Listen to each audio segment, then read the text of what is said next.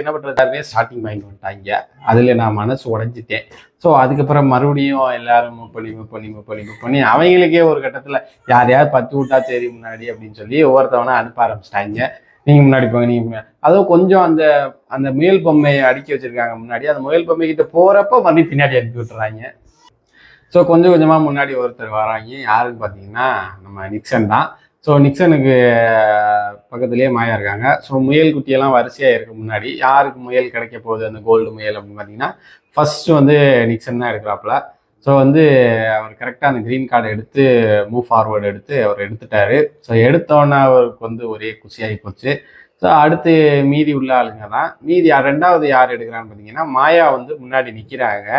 எதுக்கு முன்னாடினா முயலுக்கு முன்னாடி நிற்கிறாங்க. அப்போது தினேஷ் என்ன பண்ணுறாருன்னா அவங்கள வந்து மூவ் ஃபார்வர்டு, அவருக்கு ரெட் கார்டு வந்துச்சு, யாரையாவது ஒரு ஆளை முன்னாடி தள்ளலாம் அப்படிங்கிற மாதிரி. அதில் வந்து மாயாவை தள்ளி விட்டு மாயாவை வந்து